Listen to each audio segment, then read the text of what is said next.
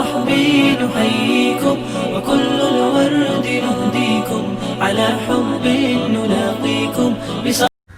بسم الله الرحمن الرحيم نحمده ونصلي على رسوله الكريم أما بعد فعن أبي شريح رضي الله عنه قال سمعت رسول الله صلى الله عليه وسلم يقول من كان يؤمن بالله واليوم الآخر فليكرم ضيفه جائزته. قالوا وما جائزته يا رسول الله؟ قال يوم وليلة والضيافة 3 أيام وما وراء ذلك فهو صدقة عليه. متفق علیہ. حضرات ناظرین و سامعین، السلام علیکم ورحمۃ اللہ وبرکاتہ. گزشتہ پڑوسیوں کے حقوق کے متعلق حدیث پیش کی گئی. اس کے بعد رشتہ داروں کے ساتھ صلہ رحمی سے متعلق حدیث پیش کی گئی. آج کی حدیث کا تعلق مہمانوں کے اکرام سے ہے. مذہب اسلام کی یہ خصوصیت ہے، اس نے ہر ایک کے متعلق کچھ حقوق اور آداب سکھائے ہیں. مہمان کے متعلق بھی ایک ادب یہ ہے کہ مہمان کے آنے کو بوجھ نہ سمجھا جائے بلکہ خیر اور برکت کا ذریعہ سمجھا جائے. حضرت قاری صدیق صاحب باندھوی رحمۃ اللہ علیہ اکثر فرمایا کرتے تھے، ایک مہمان اگر ہمارے گھر آتے ہیں تو وہ 40 دن کی برکتیں اپنے ساتھ لاتے ہیں. 1 دن کی برکت وہ استعمال کرتے ہیں اور باقی 39 دن کی برکتیں گھر والوں کے لیے چھوڑ جاتے ہیں.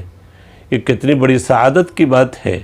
اگر ہمارے یہاں مہمانوں کے قدم پڑ رہے ہیں تو کس قدر خیر و برکت ہمارے گھر میں آ رہے ہیں. اللہ کے نبی صلی اللہ علیہ وسلم نے مہمانوں کے اکرام کے متعلق فرمایا کہ جو شخص اللہ اور یوم آخرت پر ایمان رکھتا ہو اپنے مہمان کا اکرام کرے. اللہ کے نبی صلی اللہ علیہ وسلم کا یہ خاص طریقہ تھا، اسلوب تھا کلام کرنے کا. کئی حدیثوں میں اس طرح کا جملہ اللہ کے نبی صلی اللہ علیہ وسلم نے ارشاد فرمایا. مثلا ایک حدیث میں ہے من کان یؤمن باللہ والیوم الآخر فلیصل رحمہ. جو اللہ اور یوم آخرت پر ایمان رکھتا ہو اپنے رشتہ داروں کے ساتھ صلہ رحمی کرے. ایک جگہ فرمایا من کان یؤمن باللہ والیوم الآخر فلیقل خیرا او لیصمت. جو اللہ تبارک و تعالی اور یوم آخرت پر ایمان رکھتا ہو چاہیے کہ وہ بھلی بات کہے یا خاموش رہے. اس طرز سے اللہ کے نبی صلی اللہ علیہ وسلم کا منشا یہ تھا کہ جو بھی اللہ اور یوم آخرت پر ایمان رکھتا ہوگا وہ ضرور ایسا کام کرے گا. اللہ پر ایمان اور یوم آخرت پر ایمان گویا اس کام پر اس کو ابھارتا ہے کہ وہ اپنے مہمان کا اکرام کرے. اللہ اور آخرت پر ایمان گویا ابھارتا ہے کہ اپنے رشتہ داروں کے ساتھ وہ صلہ رحمی کرے. اللہ اور یوم آخرت پر ایمان انسان کو ابھارتا ہے کہ وہ اچھی بات کرے ہمیشہ یا خاموش رہے. ہم سب کا بھی الحمدللہ اللہ پر اور یوم آخرت پر ایمان ہے اور یوم آخرت میں ایک دن اپنے ساری زندگی کا اور اپنے سارے اعمال کا حساب دینا ہے. تو ان چیزوں کا بھی سوال ہوگا کہ ہم نے زبان کس طرح استعمال کی، صلہ رحمی کس قدر کی، مہمان کا اکرام کس قدر ہم نے کیا. اس لیے ہم ہمیشہ اپنے مہمانوں کا اکرام کریں، مہمانوں کو اپنے لیے بوجھ نہ سمجھیں.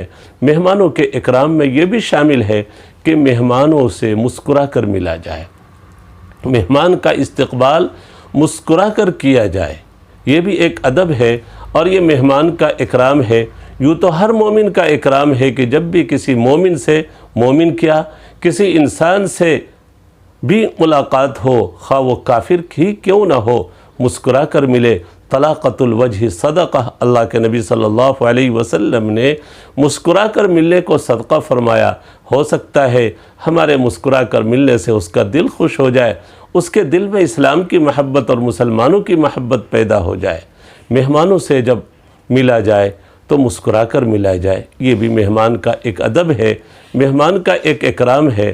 مہمان کے اکرام میں یہ بھی شامل ہے کہ کھانے کو نہ پوچھا جائے، بلکہ وقت کو سمجھا جائے، ضرورت اور تقاضے کو سمجھ لیا جائے، چہرے کو دیکھ کر اندازہ لگا لیا جائے یہ تو کھانے کا وقت ہے، فوراً کھانے کی تیاری میں لگ جائے۔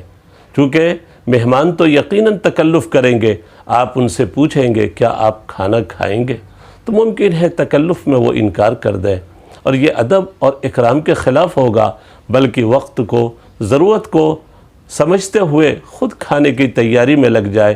دیکھیں قرآن کریم میں اللہ تعالیٰ نے حضرت ابراہیم علیہ السلام کی ضیافت کا ذکر کیا۔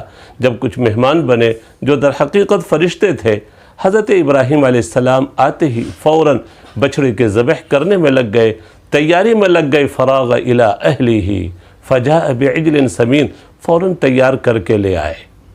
یہ ہے مہمان کا ادب۔ اور پھر مہمان کا ادب، مہمان کا اکرام یہ بھی ہے کہ کھانے کو مہمان کے پاس لے جایا جائے، مہمان کو کھانے پر نہ بلائے جائے۔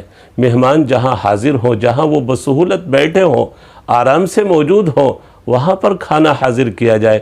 فقربہ الیہم، خود حضرت ابراہیم علیہ السلام ان کے قریب کھانا لے گئے۔ مہمان کے آداب میں، مہمان کے اکرام میں یہ بات بھی شامل ہے کہ صاحب خانہ خود حاضر رہے، گھر کا ذمہ دار خود حاضر رہے، اور کوشش کرے اپنے ہاتھ سے کھانا وغیرہ پیش کرنے کی۔ اس سے مہمان کا اکرام اور مہمان کا ادب زیادہ ہوگا۔ اللہ کے نبی صلی اللہ علیہ وسلم نے ہم سب کو مہمان کے اکرام پر ابھارا ہے۔ اللہ کے نبی صلی اللہ علیہ وسلم نے آگے یہ بھی ارشاد فرمایا کہ ایک دن عمدہ کھانے کا انتظام کیا جائے، جس کو حدیث میں جائزہ سے تعبیر کیا گیا۔ ایک دن اور ایک رات مہمان کے لیے عمدہ کھانے کا نظم کیا جائے۔ جتنی آدمی کی وسعت ہے، اپنی وسعت کے مطابق عمدہ سے عمدہ کھانے کا انتظام کرنے کی ایک شب، ایک رات، ایک دن اور ایک رات کوشش کرے۔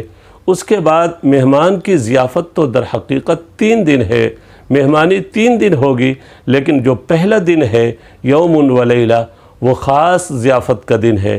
اس دن کو زیادہ اہتمام ہونا چاہیے۔ پھر مہمان کو خود چاہیے کہ زیادہ دن مہمان بن کر نہ رہے۔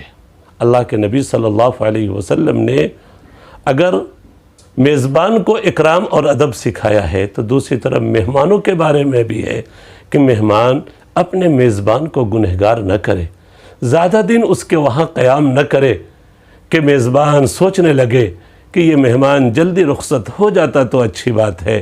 بعض لوگ چلے جاتے ہیں اور پھر جتنے بھی دن چاہے قیام کرتے ہیں، بعض مرتبہ اس سے میزبان کو تکلیف ہوتی ہے۔ ایک صاحب کے بارے میں قصہ مشہور ہے کہ وہ کہیں مہمان بنے، کافی دن ٹھہر گئے، تو میزبان نے ایک دن پوچھ لیا، جناب آپ کو بیوی بچے یاد نہیں آتے؟ کہاں بہت یاد آتے ہیں، ان کو بھی اطلاع کر دی ہے، وہ بھی شام تک پہنچ جائیں گے۔ تو اس طرح ہم کسی کے یہاں مہمان نہ بنے کہ میزبان گنہگار ہو جائے۔